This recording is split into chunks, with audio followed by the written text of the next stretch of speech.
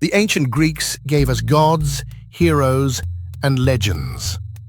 But the creatures they feared most were the monsters. A woman whose gaze could turn a living man to cold stone. A beast that was half man and half bull, waiting in the dark heart of a maze. A serpent that grew 2 new heads for every one a hero dared to cut away. Each one was more than a nightmare. Each was a fear given a face.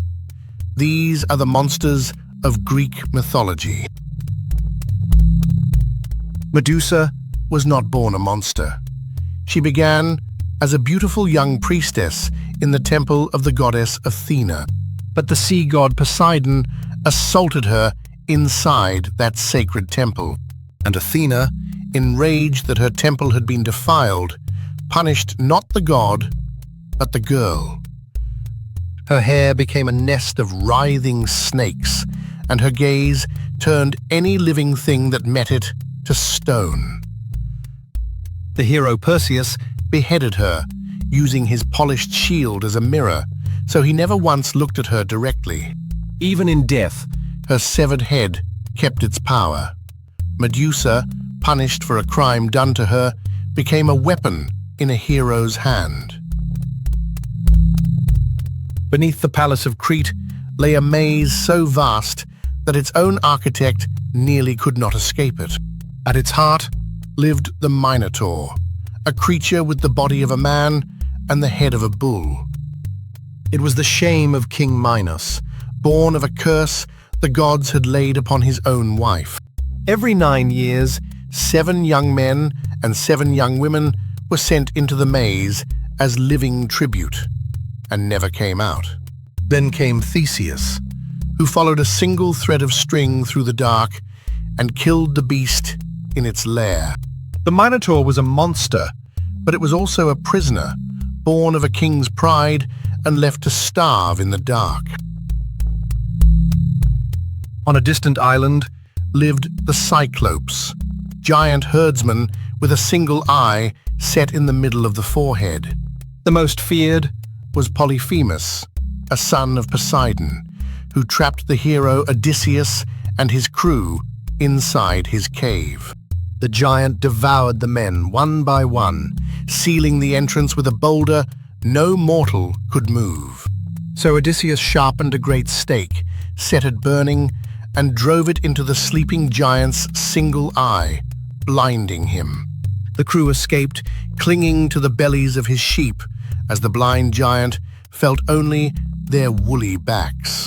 But Odysseus could not resist shouting his name in triumph, and the giant cursed him to the sea god, his father. In the black swamps of Lerna coiled the Hydra, a serpent with many heads and poison in its blood. Slaying it was the second labor of the hero Heracles, and at first it seemed impossible. For every head he cut away, 2 more grew back in its place. So his nephew brought fire, and they seared each neck the instant it was severed, so no new head could grow. Heracles buried the last immortal head beneath a great rock and dipped his arrows in the creature's deadly blood. The Hydra taught a hard lesson. Some problems only multiply when you attack them head-on. At the gates of the underworld stood Cerberus, a monstrous dog with 3 heads and a serpent for a tail. He let every soul enter the land of the dead, but he let none of them ever leave. For his final labor, Heracles was sent down to drag the beast up into the world of the living. He was allowed to take the Hound on one condition: to subdue it with his bare hands, using no weapons at all. Heracles wrestled the great dog into submission and hauled it, snarling, up toward the surface. Cerberus was terror itself, yet even he could be mastered. The last guardian of death dragged blinking into the light. Not every monster killed with claws. Some killed with nothing but a song. The Sirens were creatures, part woman and part bird, who sang from the rocks of a lonely coast. Their voices were so beautiful that sailors would turn their ships toward them and wreck upon the rocks. The shores around them lay white with the bones of every man who had stopped to listen. Odysseus longed to hear the song, so he had his crew fill their ears with wax and bind him tight to the mast. He heard it and survived, the only man to know the Sirens' song and live. The deadliest monster of all wore a beautiful face. Outside the city of Thebes crouched the Sphinx, with the face of a woman, the body of a lion, and the wings of an eagle. She stopped every traveler on the road and asked each of them a single riddle. What walks on 4 legs at dawn, 2 at noon, and 3 at dusk? Everyone who answered wrong, she strangled and devoured, until the road to Thebes lay thick with the dead.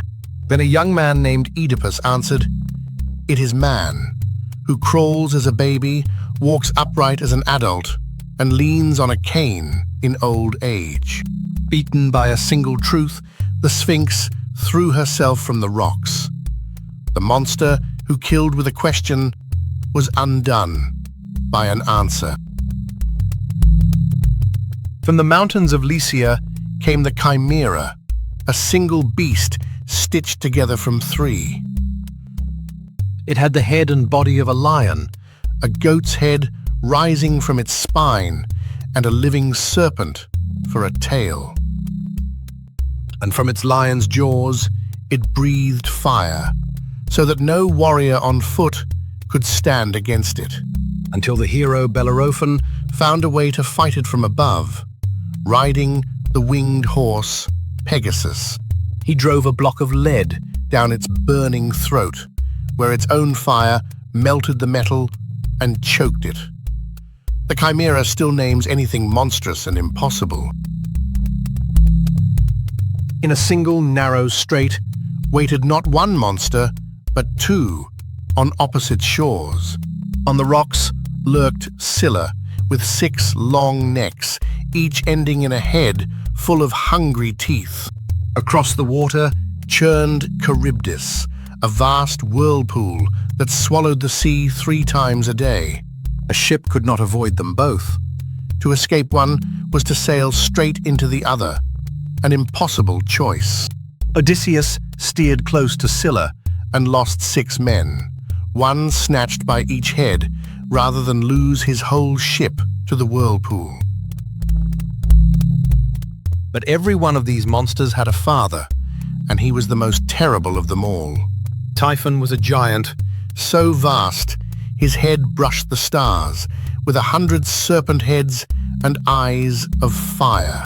He was born to overthrow the gods themselves, and for one moment the gods fled from him in terror, until Zeus turned and faced him alone, with a storm of 100 thunderbolts. Zeus buried the broken monster beneath a mountain, where his fire still burns today as the volcano Etna. From Typhon came Cerberus, the Hydra, the Chimera, and the Sphinx. He was the father of monsters, the nightmare behind them all. The Greeks did not build these monsters only to frighten their children. Each one gave a shape to something real: grief, desire, punishment, the fear of the dark and the deep. To face the monster was to face the fear, and that is why the heroes who beat them are remembered even now. The monsters of myth never truly died. They only found new names in every story we have told since.